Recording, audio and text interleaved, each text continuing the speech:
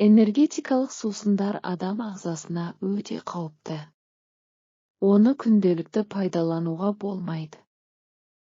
Егер адам оны жиі қолданса, оның жүйке жүйесінің қызметіне нұқсан келтіреді. Тіпті оны сырамен бірге ішсе, адамды бірден мас қылады. Бұл сусындар бастапқыда спортпен шұғылданатын адамдарға белгілі бір күш-жігер қажет болғанда қолдануға ұсынылған болатын. Алайда қазір мұны жастар да, мектеп оқушылары да жиі пайдаланып отыр. Бір өкініштісі, бұл сусындардың адам денсаулығына кері әсері бар екеніне нақты дәлелдер келтіріп шырылдаған дәрігер мамандардың жанайқайы. Осы мәселе жөніндегі халық қалаулыларының депутаттық сауалы да сөз жүзінде қалып отыр. Осы тұста адам денсаулығына зиянды сусындардың сатылуына тыйым салынбауының сыры неде? Деген сауалдың туындауы заңды. Бұл сыр әлі күнге құпия күйінде қалып отыр. Қалай десек те, энергетикалық сусындардың адам денсаулығына зияны шаш-етектен. Мұны біз емес, мамандар айтып отыр. Осылай жауап беріп отыр арнайы мамандар. Заманауи тамақ өндірісі жыл сайын жаңа азықтарды шығарып келеді. Ғасыр адамына дүкен сөрелері жер жүзінің түкпір-түкпірінен табиғи суларды, жерінде өспейтін тропикалық жемістер шарынын, қыстың көзі қырауда көкөніс пен жемістердің түр-түрін ұсынады. Бірақ соңғы кездері халық денсаулығына алаңдаушылық тудыртып жүрген химиялық қоспасы көп тағамдар көбейіп кетті. Солардың қатарында энергетикалық деген сипатқа ие сусындар бар. Көз алдымызға сабақ үлгерімі өте жақсы студентті елестетіп көрелік. Емтиханнан бірнеше күн бұрын білімгер түн ұйқысын 4 бөліп, оған қызу дайындық жұмыстарын жүргізеді. Ұйқы көрмеген студенттің басы мең-зең болып, шай мен кофе көмектеспейтін жағдайға дейін жетеді. Осы кезде энергетикті көрмейсің бе? Деген дос кеңесіне құлақ асқан студент Диззи сусынын сатып алады. Энерджи сусынын бірнеше ұрттаған соң студент басының шайдай ашылып, ұйқысының түбегейлі қашқанын сезеді.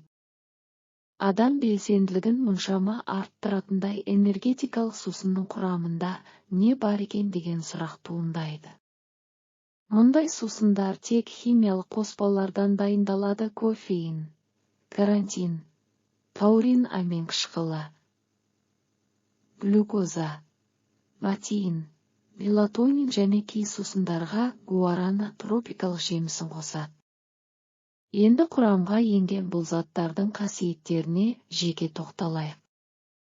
Кофеин жүрек-қан тамыр жүйелерінің жұмысын жақсартады, әсерінен адамның ми қызметінің жұмысын жеделдетеді. Каротин адам ағзасындағы майды қышқылдандырады, нәтижесінде бұлшықеттер жиырылып, шаршау сезілмейді.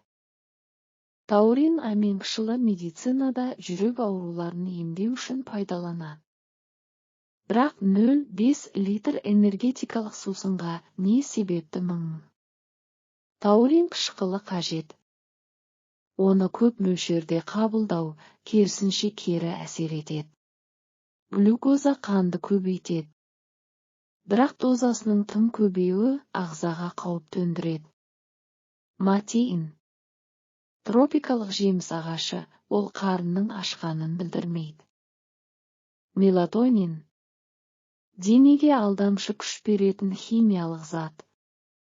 Бұл қоспалардан кейін сусын көп мөлшерде газдалады. Газдың денсаулыққа зияны аз емес.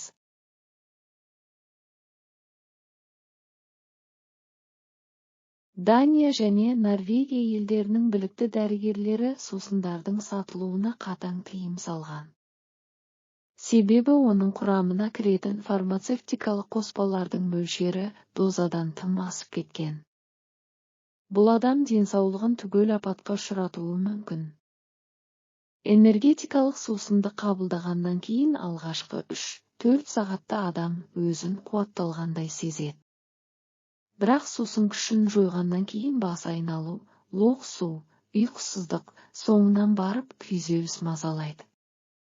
Сусынды бір рет тартып көрген адам енді оның ырқынан шыға алмай қалуы мүмкін. Күніге 2 бөтелкеден артық ішкен жанның терісі құрғап, шаш түсу байқалады. Уақыт өте келе қан қысымы жоғарылап, аяқ-қолдары қалтырай бастайды. Соған қарамастан адам дизи сусынын ішкісі келіп тұрады. Жанымен қоса, тәні де нәзік қыз балаларға бұл сусын тіпті зиян. Қымбатты айқара көздіктер. Денсаулығымызға жауапты өзіміз екенін ұмытпайық. Егер энергетикалық сусынды татып көрмеген болсаңыздар, оны көруге әрекеттенбегендеріңіз абзал.